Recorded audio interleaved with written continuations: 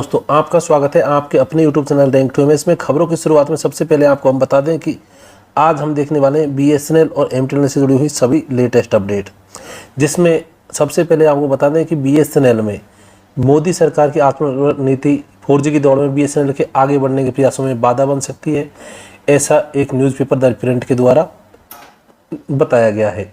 इसमें आपको बता दें कि सार्वजनिक क्षेत्र की जो दूरसंचार सेवा प्रदाता कंपनी बीएसएनएल है, इसने निजी ऑपरेटर रिलायंस जियो, भारतीय एयरटेल और वोडाफोन के खिलाफ अपनी स्थिति बनाए रखने में पहले भी असमर्थ रही है।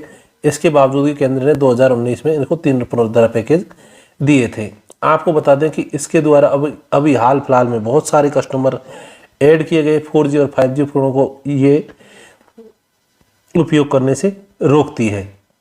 यानी कि ये जो आत्मनिर्भर नीति है ये बीएसएनएल को वैश्विक विक्रेताओं से 4G या 5G फोनों का उपयोग करने से रोकती है। नई स्वदेशी तकनीक के विकास, परीक्षण और तैनाती ने बीएसएनएल के 4G और 5G के लॉन्च में देरी की है। बीएसएनएल जल्द ही स्थानीय स्तर पर विकसित औद्योगिक स्टैक का उपयोग करके 4G सेवाएं शुरू करने जा रहा है। टीसीएस के नेतृत्व वाले एक संघ द्वारा प्रदान की गई है और इसमें तेजस नेटवर्क और सी.डॉट भी शामिल है। आपको बता दें कि यहाँ पर बीएसएनएल ने पहले भी, ऐसे नहीं है कि कस्टमर बेस में बढ़ोतरी बनाई नहीं हो, पहले भी बीएसएनएल में बहुत सारे कस्टमर, जब टैरिफ बढ़ता है तो बीएसएनएल के कस्टमर्स में वृद्धि होती है, लेकिन इस दौड़ को लगातार बनाए रखने में बीएसएनएल असमर्थ हो जाता है। हालांकि आपको बता दें कि 4G और 5G सेवाओं तक पहुंच नहीं होने के परिणाम स्वरूप बीएसएनएल ग्राहक हाई स्पीड डेटा सेवाओं का उपयोग नहीं कर पा रहा है, जिससे कि इसके ग्राहक आधार में भारी गिरावट आ रही है। नेक्स्ट न्यूज़ है वो है एम्प्लॉइज से जुड़ी हुई। तो आपको बता दें 4 अक्टूबर 2024 को बीएसएनएल के डायरेक्टर एचआर और एनएफटी बीएसएनएल के बीच एक औपचारिक बैठक आयोजित की गई थी। इसमें कुछ महत्वपूर्ण मुद्दे उठाए गए, जिसमें प्रमुख मुद्दे हैं वो है वेतन पुनरीक्षण, यानी कि आपकी थर्ड पीआरसी से जुड़े हुए वेतन पुनरीक्षण की अगली बैठक अक्टूबर 2024 के तीसरे सप्ताह में होगी। वहीं डीए के भुगतान से रिलेटेड भी बात हुई। यहाँ पर टीसीएम और कैजुअल लेबर्स को महंगाई भत्ता देने पर विचार किया जाएगा। स्टैग्नेशन की समस्या वेतन पुनरीक्षण के साथ हल की जाएगी। एलआईसी का परिणाम, तो एलआईसी के परिणाम भी जल्दी घोषित किए जाएंगे। कॉरपोरेट आदेशों का पालन, सभी क्षेत्रीय इकाइयों को कॉरपोरेट कार्यालय के आदेशों का पालन सुनिश्चित करने के लिए पत्र भेजा जाएगा। इसके अलावा कर्मचारियों को विभिन्न समस्याओं पर चर्चा की गई, जैसे त्योहारों के लिए एडवांस, नॉन एग्जीक्यूटिव कर्मचारियों के लिए नई प्रमोशन नीति, कर्मचारी ट्रांसफर की कठिनाइयाँ। यह बैठक बीएसएनएल के हित में कई अहम मुद्दों पर समाधान निकालने के उद्देश्य से हुई थी। और साथ ही इसमें आपको बता दें कि यूनिफॉर्म और डिलीवरी का नगद भुगतान, इस पर अंतिम निर्णय 1 महीने के भीतर लिया जाएगा।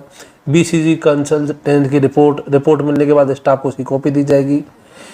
इसके अलावा आपको बता दें कि इस बैठक में अन्य एजेंडा मुद्दों जैसे कि कर्मचारियों को प्रमोशन, त्योहारी एडवांस, नई प्रमोशन पॉलिसी आदि पर भी चर्चा की गई। यह बैठक बीएसएनएल कर्मचारियों की समस्याओं को हल करने और उनको समर्थन देने के लिए उद्देश्य से एक महत्वपूर्ण कदम थी।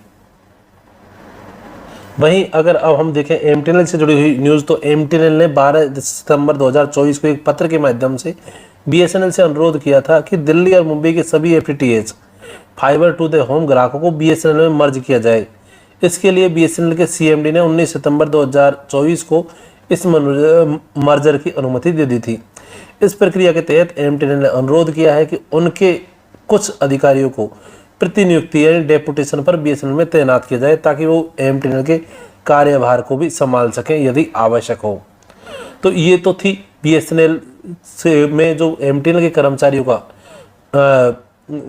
कार्यभार दिया गया है या एमटीएनएल के कर्मचारियों को बीएसएनएल में मर्ज किया गया है, उससे रिलेटेड लिस्ट। तो इसकी पूरी लिस्ट भी जारी हो गई है, जिसमें कई सारी पोस्ट बीएसएनएल में इनको दी गई है। अब हम देखते हैं बीएसएनएल यूनियंस से रिलेटेड कुछ लेटेस्ट अपडेट।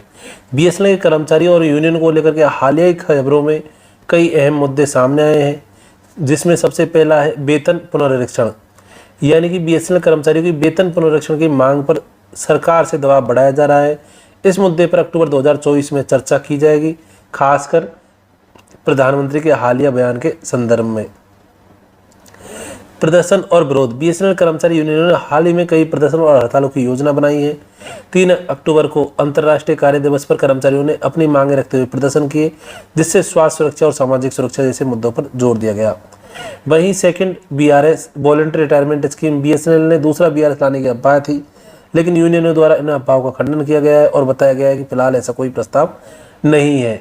ये सभी मुद्दे बीएसएनएल के कर्मचारियों की सामाजिक सुरक्षा, वेतन और कार्य करने की बेहतर शर्तों के लिए चल रही लंबी लड़ाई का हिस्सा है। तो ये तो थी अब तक की बीएसएनएल से जुड़ी सभी लेटेस्ट अपडेट। मिलते हैं नेक्स्ट वीडियो में नेक्स्ट न्यूज़ के साथ में, तब तक के लिए धन्यवाद।